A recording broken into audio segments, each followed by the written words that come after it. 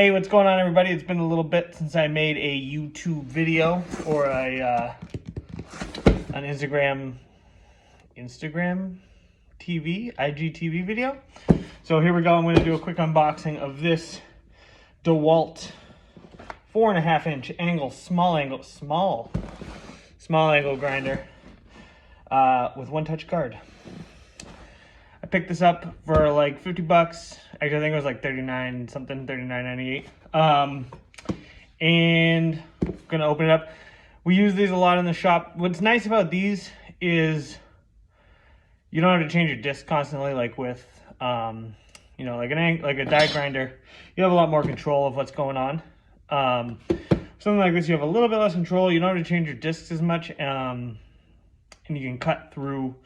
Just does a better job cutting through stuff. It's more powerful than like your typical die grinder. A little more unruly. You need to be, a little bit more of a strong hand with it. But once you get used to it, it's good. It's really good for like cleaning up edges and stuff too. After you weld or after you cut something, cleaning up the edge, deburring. So we're gonna open this up. Let's see here. My wife always makes fun of me for destroying the packaging, so I'm going to try not to do this time. Let's see. Alright, let's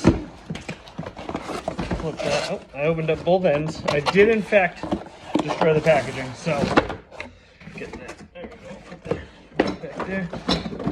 And we're just going to get rid of that. Comes with an instruction manual. Won't be needing that. Here it is. So, looks like almost no assembly required. Doesn't come with a disc on it though. Got this sweet handle that can go on either side, just in case you need to switch hands. I don't know if this is left-handed or not, or if this is the typical way to do it, but I usually hold the handle with my left hand. Actually, to be honest with you, I very rarely even use the handle. Usually I just take it off and hold it by the head like this. That's how I like to do it. All right, so Dewalt is obviously a great brand name. They're my personal favorite brand to deal with. Their tools are a little expensive. They're electrical tools, but I think they're worth it. Let's see. So to release this piece here, there's a button on the top. That's a lock. It locks this piston, this spinny thingy.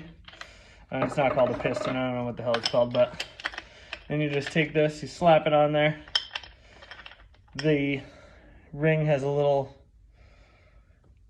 outcropping that fits in to the hole on the grinding discs and gives you a nice snug fit. Not this time though, what's going on? There we go. So you hold the button down to lock the spinny thingy.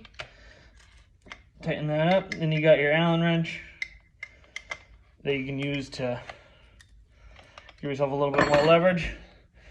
And there you have it. And, hold on, I'll plug it in. So, I like to use this. Depends. These things throw a lot of sparks, so you gotta be careful, especially when you're dealing with new paint, to cover up everything around it. But these things shoot sparks like forever, so.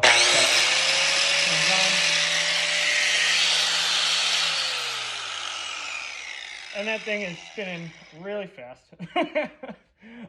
This guard here will protect your hand from getting caught under here, which I've definitely done before.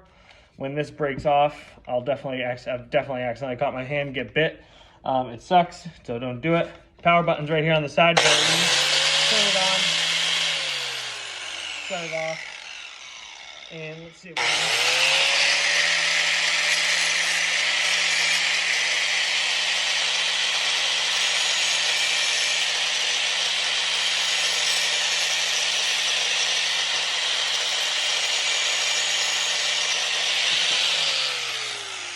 So yeah, that's it.